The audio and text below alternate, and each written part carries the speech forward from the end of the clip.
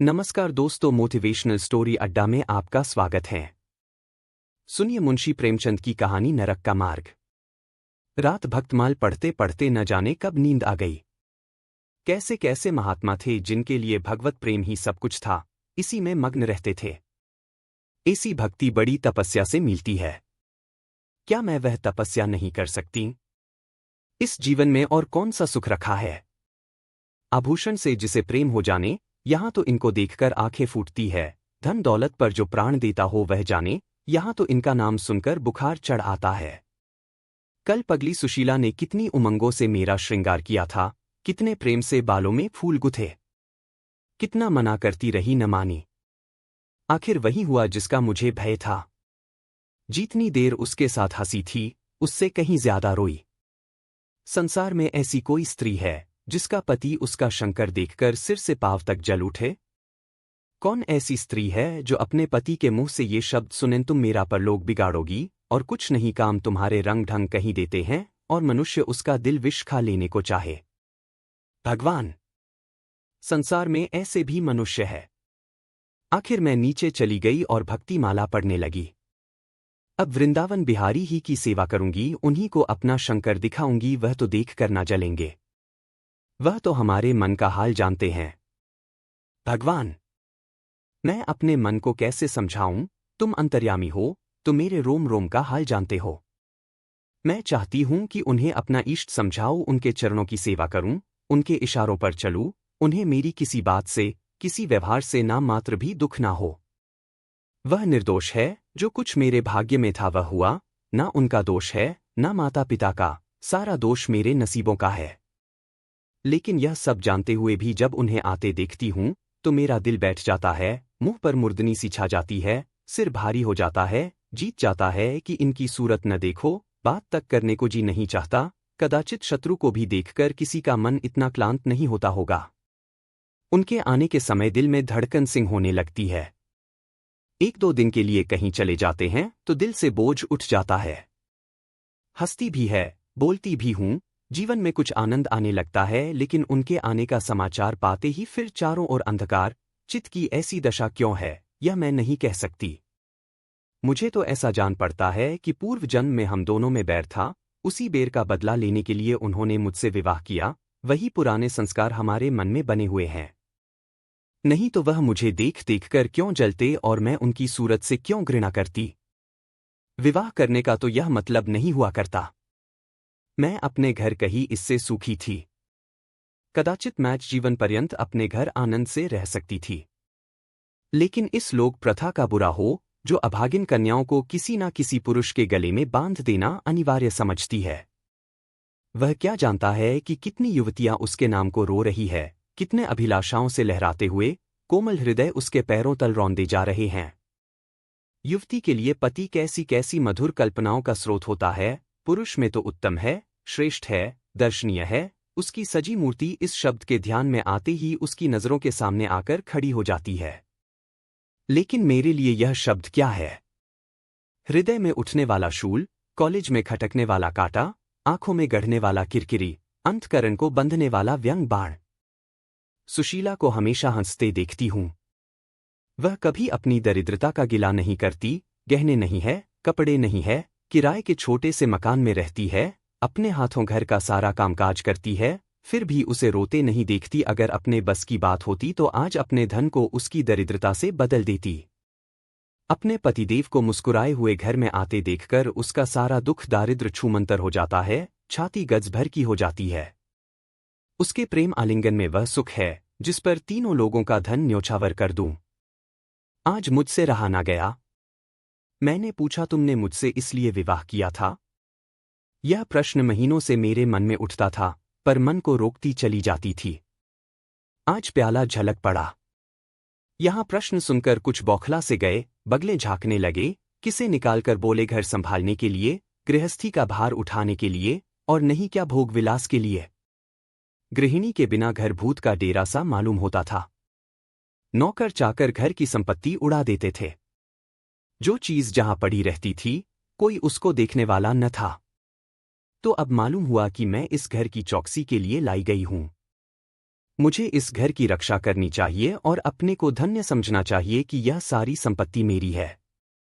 मुख्य वस्तु संपत्ति है, मैं तो केवल चौकीदार इन हूं। ऐसे घर में आज ही आग लग जाए। अब तक तो मैं अनजान में घर की चौकसी करती थी, जितना बात चाहते हैं उतना न सही, पर अपनी बुद्धि के अनुसार अवश्य करती थी। आज से किसी चीज को भूलकर भी स्पर्श करने की कसम खाती हूं। यहां मैं जानती हूं, कोई पुरुष घर की चौकसी के लिए विवाह नहीं करता और इन महाशय ने चिढ़कर यह बात मुझसे कही। लेकिन सुशीला ठीक कहती है, इन्हें स्त्री के बिना घर सूना लगता होगा, उसी तरह जैसे पिंजरे में चिड़िया को न देखकर पिंजरा सुना लगता है। यह हम स्त्रियों का भाग्य। मालूम नहीं इन्हें मुझ पर इतना संदेह क्यों है। जब से नसीब इस घर में लाया है, इन्हें बराबर संदेह मूल कटाक्ष करते देखती हूं। क्या कारण है? जरा बाल गुदवाकर बैठी और यह होंठ चबाने लगे। कहीं जाती नहीं, कहीं आती नहीं, किसी से बोलती नहीं, फिर भी इतना संदेह। यह अपमान सहनीय नहीं है। क्या मुझे अपनी आबरू प्यारी नहीं? यह मुझे इतनी छिछोरी क्यों समझते हैं? इन्हें मुझ पर संदेह करते लज्जा नहीं आती? काना आदमी किसी को हंसते देखता है तो समझता है लोग मुझ पर हंस रहे हैं। शायद इन्हें भी यही वहम हो गया है कि मैं इन्हें चिढ़ाती हूं। अपने अधिकार के बाहर से बाहर कोई काम कर बैठने से कदाचित हमारे चित्त की यह हालत हो जाती है। भिक्षु राजा की गद्दी पर बैठकर चैन की नींद नहीं सो सकता। उसे अपने चारों तरफ शत्रु दिखाई देंगे। मैं समझती हूं सभी शादी करने वाले बुढ़ों का यही हाल है। आज सुशीला के कहने से मैं ठाकुर जी की झांकी देखने जा रही थी। अब यह साधारण बुद्धि का आदमी भी समझ सकता है कि फूहड़ बहू बनकर बाहर निकलना अपनी हंसी उड़ाना है, लेकिन आप उसी वक्त न जाने किधर से टपक पड़े और मेरी और तिरस्कारपूर्ण नेत्रों से देखकर बोले, खा की तैयारी है?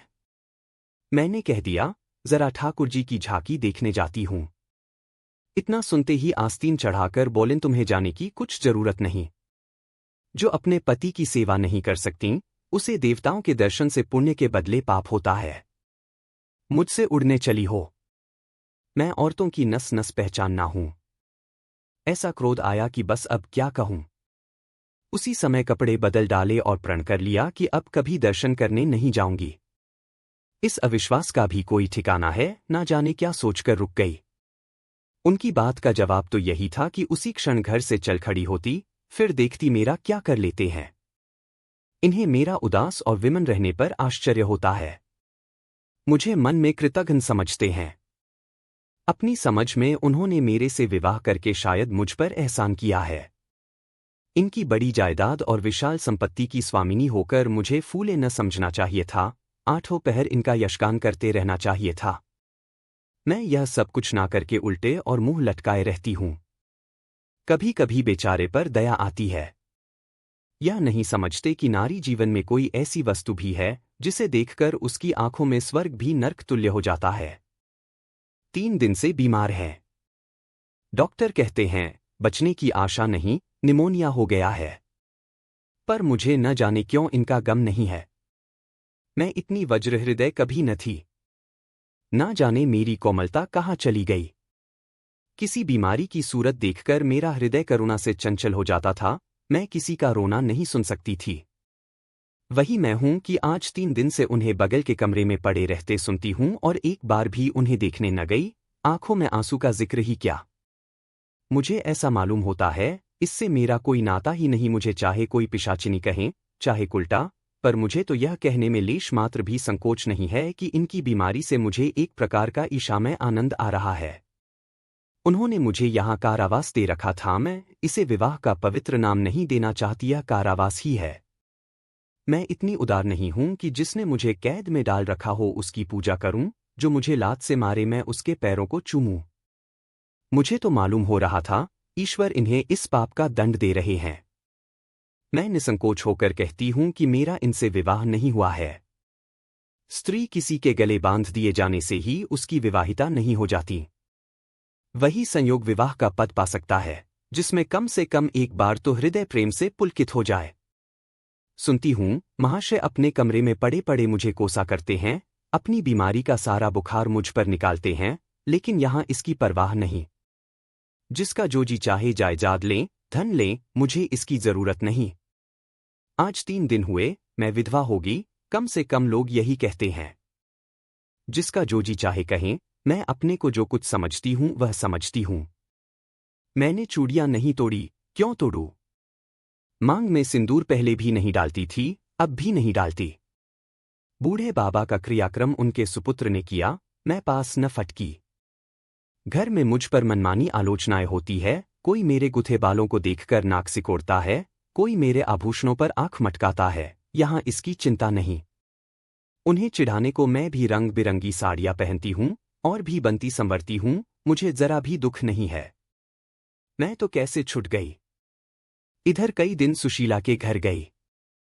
छोटा सा मकान है, कोई सजावट न सामान, चारपाई तक नहीं, पर सुशीला कितने आनंद से रहती है। उसका उल्लाह देखकर मेरे मन में भी भांति भांति की कल्पनाएं उठने लगती है। उन्हें कुत्सित क्यों कहूं, जब मेरा मन उन्हें कुत्सित नहीं समझता। इनके जीवन में कितना उत्साह है। आंखें मुस्कुराती रहती है, होठों पर मधुर हास्य खेलता रहता है। बातों में प्रेम का स्रोत बहता हुआ जान पड़ता है। इस आनंद से चाहे वह कितना भी क्षणिक हो, जीवन सफल हो जाता है, फिर उसे कोई भूल नहीं सकता। इसकी स्मृति अंत के लिए काफी हो जाती है। इस मिज़राब की चोट हृदय के तानों को अनंत काल तक मधुर स्वरों में कंपित रख सकती है। एक दिन मैंने सुशीला से कहा, अगर तेरे पति कहीं प्रदेश चले जाए तो तू रोते रोते मर जाएगी। सुशीला गंभीर भाव से बोली, नहीं बहन, नहीं मरूंगी, उनकी याद सदैव प्रफुल्लित करती रहेंगी, चाहे उन्हें परदेश में बरसों लग जाए। मैं यही प्रेम चाहती हूं, इसी चोट के लिए मेरा मन तड़पता है। मैं भी ऐसी ही स्मृति चाहती हूं जिसे दिल के तार सदैव बजते रहे, जिसका नशा नृत्य छाया रहे। रात रोते रोते हिचकियां बंध गईं। ना जाने क्यों दिल भर आता था। अपना जीवन सामने एक बीहड़ मैदान भांति फैला हुआ मालूम होता था, जहां बगलों के सिवा हरियाली का नाम नहीं। घर फाड़े खाता था, चित्त ऐसा चंचल हो रहा था कि कहीं उड़ जाऊं। आजकल भक्ति के ग्रंथों की ओर ताकने को जी नहीं चाहता, कहीं सैर करने जाने की भी इच्छा नहीं होती। क्या चाहती हूं वह मैं स्वयं भी नहीं जानती। लेकिन मैं जो जानती वह मेरा एक एक रोम रोम जानता है। मैं अपनी भावनाओं की संजीव मूर्ति हूं, मेरा एक एक अंग मेरी आंतरिक वेदना का आर्तनाद हो रहा है। मेरे चित्त की चंचलता उस अंतिम दशा को पहुंच गई है, जब मनुष्य को निंदा की न लज्जा रहती है और न भय। जिन लोभी स्वार्थी माता पिता ने मुझे कुएं में धकेला, जो इस भाषण हृदय प्राणी ने मेरी मांग में सिंदूर डालने का स्वाग किया, उनके प्रति मेरे मन में बार बार दुष्कामनाएं उठती है। मैं उन्हें लज्जित करना चाहती हूं। मैं अपने मुंह में कालिख लगाकर उनके मुंह में कालिख लगाना चाहती हूं। मैं अपने प्राण देकर उन्हें प्राणदंड दिलाना चाहती हूं। मेरा नारित्व लुप्त हो गया है। मेरे हृदय में प्रचंड ज्वाला उठी हुई है। घर के सारे आदमी सो रहे थे। मैं चुपके से नीचे उतरी, दौर खोला और घर से निकली, जैसे कोई प्राणी गर्मी से व्याकुल होकर घर से निकले और किसी खुली हुई जगह की ओर दौड़े। उस मकान में मेरा दम घुट रहा था। सड़क पर सन्नाटा था, दुकानें बंद हो चुकी थी। सहसा एक बढ़िया आती हुई दिखाई दी। मैं डरी कहीं यह चुड़ैल ना हो। बुढ़िया ने मेरे समीप आकर मुझे सिर से पांव तक देखा और बोली, किसकी राह देख रही हो? मैंने चिढ़कर कहा, मौत की। बुढ़िया, तुम्हारे नसीबों में तो अभी जिंदगी के बड़े बड़े सुख भोगने लिखे हैं। अंधेरी रात गुजर गई, आसमान पर सुबह की रोशनी नजर आ रही है। मैंने हंसकर कहा, अंधेरे में भी तुम्हारी आंखें इतनी तेज है कि नसीबों की लिखावट पढ़ लेती हो। बुढ़िया, आंखों से नहीं पढ़ती बेटी, अकल से पढ़ती हूं। धूप में चुड़े नहीं सफेद किए हैं। तुम्हारे बुरे दिन गए और अच्छे दिन आ रहे हैं। हंसो मत बेटी, यही काम करते इतनी उम्र गुजरी है। इस बुढ़िया की बदौलत जो नदी में कूदने जा रही थी, वे आज फूलों की सेज पर सो रही है। जो जहर का प्याला पीने को तैयार थी, वे आज दूध की कुलिया कर रही है। इसलिए इतनी रात गए निकलती हूं कि अपने हाथों किसी अभागिन का उद्धार हो सके तो करूं। किसी से कुछ नहीं मांगती, भगवान का दिया सब कुछ घर में है। केवल यही इच्छा है, जिन्हें धन की आवश्यकता है उन्हें धन मिले, जिन्हें संतान की इच्छा है उन्हें संतान। बस और क्या कहूं, वह मंत्र बता देती हूं, जिसकी जो इच्छा जो वह पूरी हो जाए। मैंने कहा, मुझे ना धन चाहिए ना संतान। मेरी मनोकामना तुम्हारे बस की बात नहीं है। बढ़िया हंसी, बेटी, जो तुम चाहती हो वह मैं जानती हूं। तुम वहाँ चीज चाहती हो जो संसार में होते हुए स्वर्ग की है, जो देवता के वरदान से भी ज्यादा आनंदप्रद है, जो आकाश कुसुम है, गूलर का फूल है और अमावस का चांद है। लेकिन मेरे मंत्र में वह शक्ति है जो भाग्य को भी संवार सकती है। तुम प्रेम की प्यासी हो, मैं तुम्हें उस नाव पर बैठा सकती हूँ जो प्रेम के सागर में, प्रेम की तरंगों पर क्रीड़ा करती हुई तुम्हें पार उतार दे। मैंने उत्कंठित होकर पूछा, माता, तुम्हारा घर कहाँ है? बुढ़िया, बहुत नजदीक है बेटी, तुम चलो तो मैं अपनी आंखों पर बैठा कर ले चलूं। मुझे ऐसा मालूम हुआ कि यह कोई आकाश की देवी है। उसके पीछे पीछे चल पड़ी। वह बढ़िया जिसे मैं आकाश की देवी समझती थी नरक की डायन निकली। मेरा सर्वनाश हो गया। मैं अमृत खोजती थी, विश्व मिला, निर्मल स्वच्छ प्रेम की प्यासी थी, गंदे विषाक्त नाले में गिर पड़ी वह वस्तु न मिलती थी, न मिली। मैं सुशीला जैसा सुख चाहती थी, कुलटा की विषय वासना नहीं। लेकिन जीवन पथ में एक बार उल्टी राह चलकर फिर सीधे मार्ग पर आना कठिन है। लेकिन मेरे अधपतन का अपराध मेरे सिर नहीं, मेरे माता पिता और उस बूढ़े पर है जो मेरा स्वामी बनना चाहता था। मैं यह पंक्तियां ना लिखती, लेकिन इस विचार से लिख रही हूं कि मेरी आत्मकथा पढ़कर लोगों की आंखें खुले। मैं फिर कहती हूं कि अब भी अपनी बालिकाओं के लिए मत देखो धन, मत देखो जायदाद, मत देखो कुलीनता, केवल वर देखो। अगर उसके लिए जोड़ा कावर नहीं पा सकते तो लड़की को कुनारी रख छोड़ो, जहर देकर मार डालो, गला घोंट डालो, पर किसी बूढ़े खड़ूस से विवाह मत करो। स्त्री सब कुछ सह सकती है। दारुण से दारुण दुख, बड़े से बड़ा संकट, अगर नहीं सह सकती तो केवल अपने युवाकाल की उमंगों का कुचला जाना। रही मैं, मेरे लिए अब इस जीवन में कोई आशा नहीं। इस कदम दशा को भी उस दशा से न बदलेंगी जिससे निकल कर आई हूं। धन्यवाद।